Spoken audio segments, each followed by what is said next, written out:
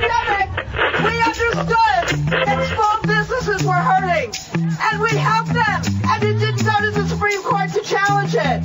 All of a sudden, when it's about our students, they challenge it. That is not right. That is not fair, and that is what we are fighting as well when we say, cancel student debt. This is Plausibly Live. Well, good morning, good evening, or good afternoon, wherever you are, whatever you do. A lot of things happening in the world today, most of them far beyond our control, you might say. So perhaps it's time we took a pause and thought about life and thought about the laws of gravity, student loan bailouts, Article 5 conventions, Wyoming, politics, and or the news. Don't touch that dial. Try to hear me out for a little while. Normally, I would have by this point listened to the arguments at the Supreme Court. One of the things that I really appreciate about what Justice Roberts has done, Chief Justice Roberts, is showing us, letting us hear the arguments, not just read them.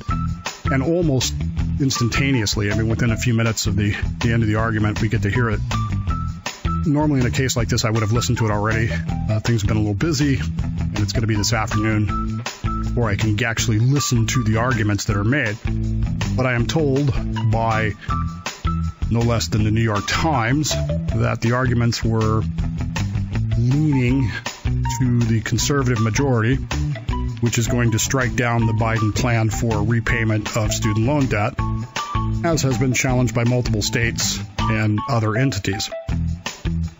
I'm okay with that. I don't know where anybody else stands on it, but this program to me was absurd, and it's just a grand exercise in vote buying. But that said, you know, I live in 21st century America, so I don't always get my way on things. My local news is full of this morning, full of it. Between that and the fact that today is the first day of Women's History Month. I don't know if you knew that or not. I didn't know it until I had to sit through a 10-minute interview, television interview. Folks, I've been around this business now for a long time, and I can tell you that 10 minutes of anything is a long time. A 10-minute interview, when you're talking to somebody interesting, goes by really quick. When you're talking to a politician, it's a waste of time. And more importantly, and television is even worse because it's a visual medium that you're hearing. And so you hear this person that they're interviewing sitting extremely still and looking straight into the camera with a bit of a smile. And they never move, they never blink, they never do anything. And of course, we had to sit through 10 minutes of Senator Patty Murray about that this morning because it's Women's History Month. Huzzah. But they also had a lot of coverage of the student loan thing because we had a big rally up here as well in Olympia. And the quote that caught my ear, I guess, was the woman who was screeching, not Randy, what's-her-name, Weingarten, who was screeching in Washington, D.C. You heard her at the top of the show. But the woman here that was screeching said, student debt relief will change and save lives. Student debt relief will change.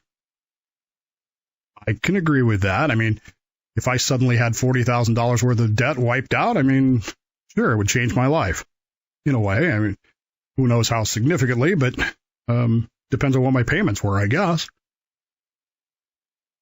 But she added that it will save lives. I have no idea how it's going to do that. I have no idea how it's going to save lives.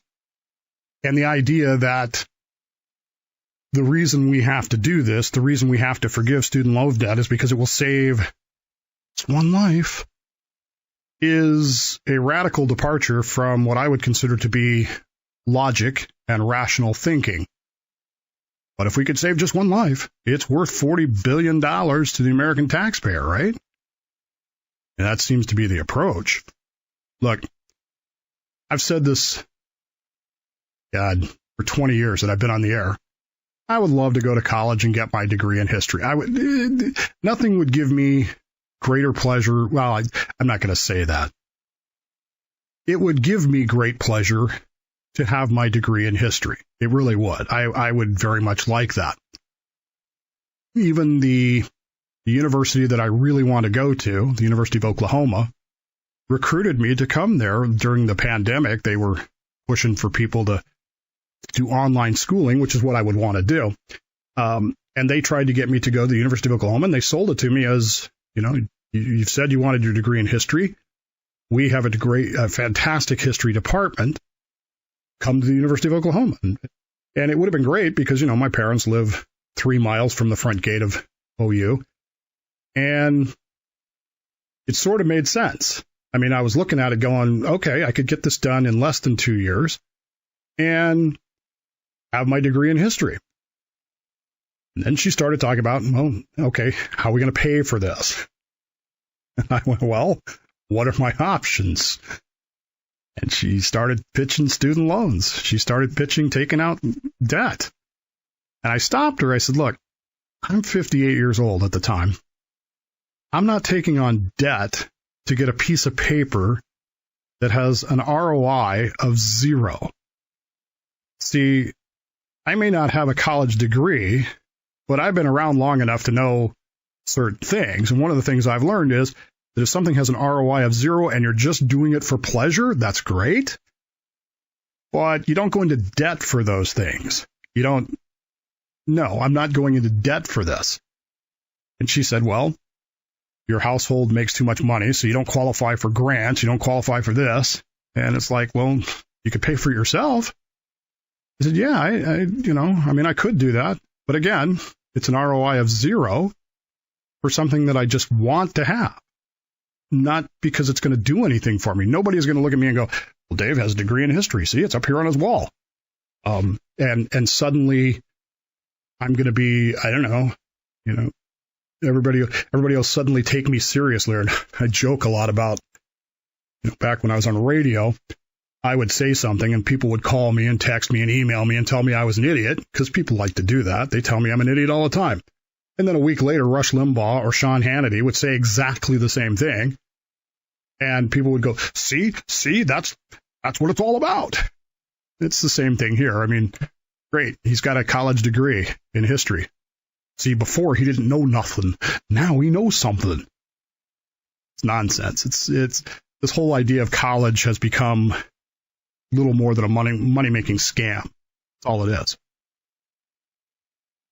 Millions of people borrowed billions of dollars to go to school to get degrees that they didn't need, except that employers, for some reason, require them. And I don't really understand that either.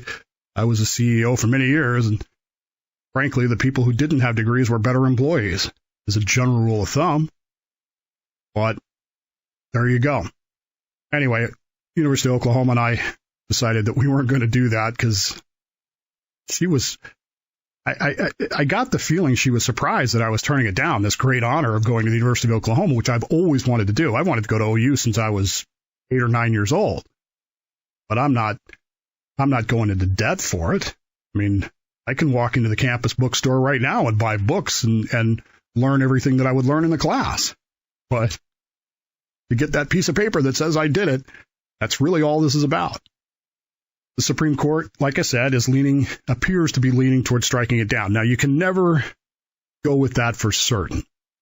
You can never say definitively the Supreme Court is going to strike this down.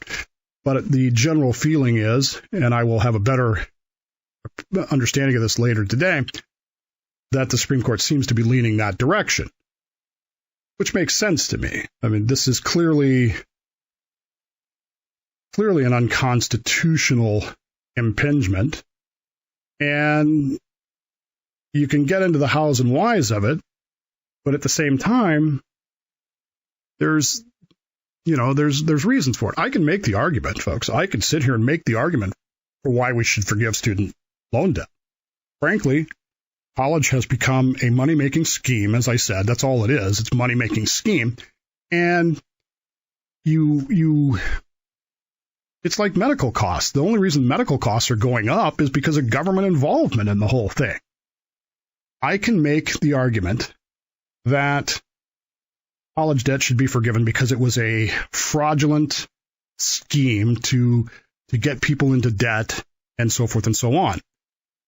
But I don't believe that argument. I can understand it. I can make it, but I don't believe it.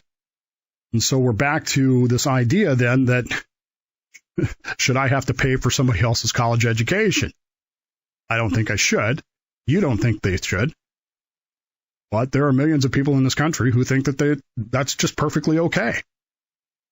I expect that this ruling, this is where I'm going to get weird. This ruling is going to set off another round of protests, probably not as intense as the ones over Dobbs were, but there will be protests in the street about student loan debt forgiveness. And I fully expect that this decision will be leaked prior to its being issued. I fully expect that we have set the precedent now, that controversial Supreme Court rulings, controversial meaning Supreme Court rulings that displease the political left, will be leaked in advance so that protests can be organized and brouhaha can ensue. So what I'm telling you is plan for that, because that's coming.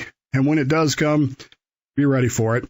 People are going to be mad because you're not going to pay for their college that they don't need, that they aren't going to learn anything from. And at the end of the day, you can go on the internet. There are sites that will tell you everything you want to learn there. You can buy books, read books, learn everything you need to know, and not have to go to all those other waste of time classes that are literally nothing than money-making scams. But we'll see how that goes. Stay with us. We'll be right back.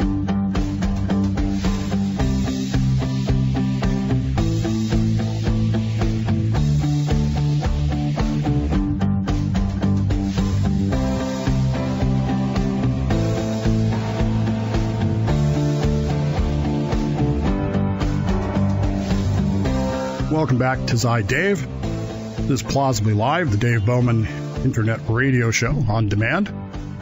And I'm live right now, but by the time you hear it, it will not be live, so enjoy. You can always get me at dave@thedavebowmanshow.com. The text machine, voicemail machine still works, 209-565-DAVE. I know it has a weird answering thing to it right now. I was just playing around with it one day to see what I could do, but anyway, it does work. The 209-565-DAVE is the text number, 209-565-3283.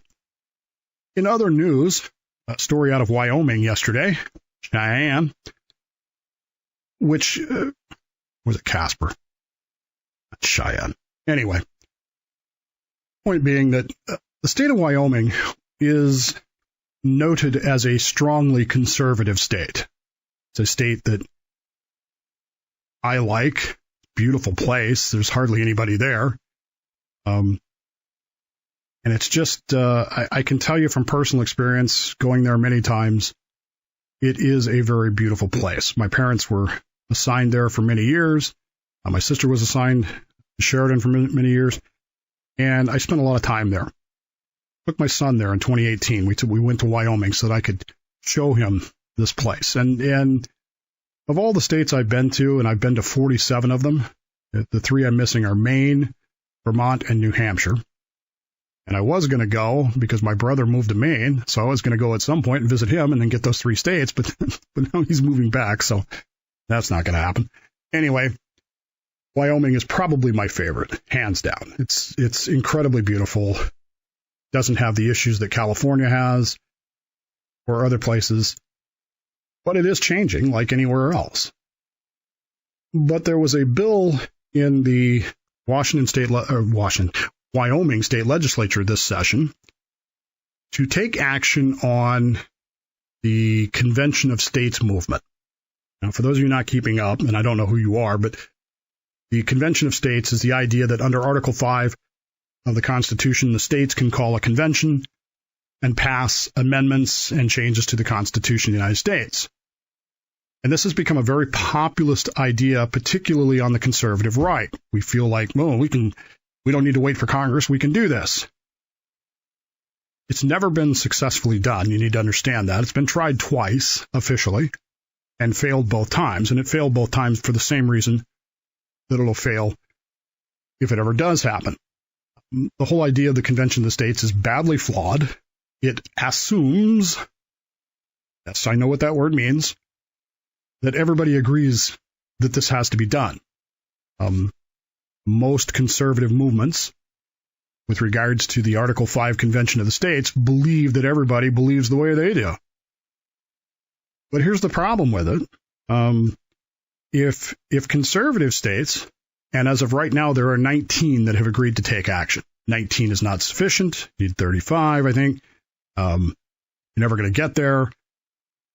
But 19 have officially taken some action, saying we should have a convention of the states. But what's to stop liberal states, and by the way, all 19 of those are Republican-controlled states, what's to stop Democrat states, California, Washington, Oregon, New York, almost Florida, to do the same thing? Well, we don't like some of the things that are in the Constitution either. Let us call a convention of the states to propose amendments. We don't like the First Amendment. We don't like the fact that Scott Adams can say stupid things. We don't like the fact that Dave Bowman can say things we don't like. We don't like the fact that Rush Limbaugh or Sean Hannity or anybody else, can say things that we don't approve of. So let's have a convention and let's cut back on that First Amendment thing. What's to stop them from doing that? You don't like the 10th Amendment, powers reserved to the states and the people respectively? That's created some hullabaloo lately. We don't like that. Well, let's have a convention and repeal it. Or a movement to repeal it. What's to stop that from happening? So everybody assumes in these convention of the state movements that everybody thinks the way they do. Everybody thinks that everybody agrees with us. And the fact is, that's not true.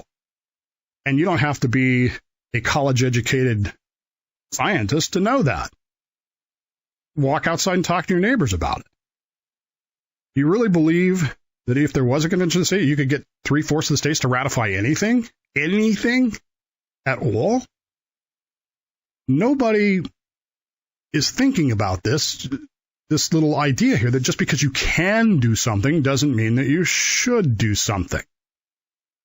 We need to stop the assumption, stop assuming that A, we have a 3/4 majority, which is necessary to get anything passed, and that everybody thinks the same way you do. Or I do. Look, just because I agree with you that the country is going the wrong direction and that conservatism would be a better choice, just because I agree with you on that doesn't mean that we agree on how to do it.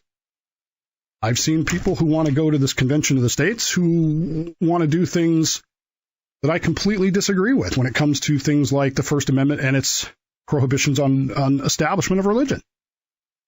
I'm not going to vote for that. This is a fact. It is an absolute fact. It's an unarguable fact. Almost have to take any position that you have. I don't care what it is. First Amendment, Second Amendment, Third Amendment, Fourth Amendment, Fifth Amendment, Sixth, Seventh, Eighth, Ninth. Doesn't matter what it is.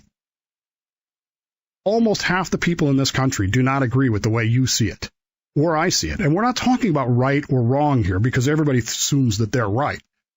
I can make that argument, just like I did about student debt. I can make an argument about the immorality of capital punishment. I can make an argument about the immorality of, too many guns on the streets and so forth. I can make that argument. I don't believe it. I don't accept it. I don't agree with it, but I can see those arguments being made. And just like college has become a money-making scheme, just like medical systems have become a money-making scheme, this whole idea of modifying the Constitution for my own benefit, for my own for my own ideas is an anathema to the ideas of the Constitution. It's totally the opposite. This we the people, not I the people.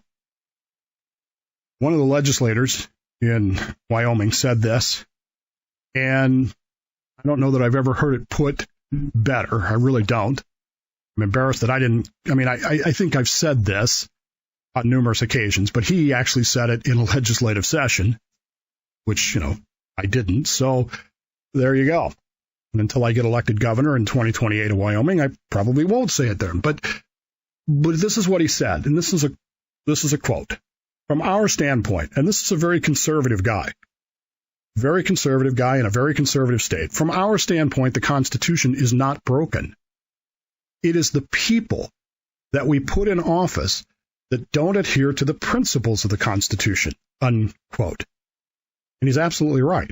I would go on to add that not only is it the people that we put in office that don't adhere to the principles of the Constitution, it's we, the people, who are not adhering to the principles in the Constitution. And consequently, we allow the nonsense that's happening to happen, and we tolerate it, and we agree with it. And that's how you end up with an executive order that says, hey, just forgive $40 billion in student debt. Not a law, not an amendment. One guy out of 355 million who takes a pen and writes on the thing, forgive these people's debts. That's not a president. That's an emperor. The Constitution is not broken. We, the people, are broken because we're not doing our job of being virtuous citizens. And I think that if we concentrated more on that than on this idea that somehow or another we're going to magically get the Constitution back in order because through an Article 5 convention isn't going to happen. But we're wasting our energies on that instead of the things we should be spending our energy upon, which is getting people to be virtuous, engaged citizens. I guarantee you that'd go a lot further than this waste of time on an Article 5 convention. Take the time right now. Tell the people that matter in your life you love them very much. You'd miss them if they weren't there, so don't pass up those opportunities. You don't want to have that regret. Plausibly Live, I'm Dave Bowman. We'll see you next time for The Dave Bowman Show.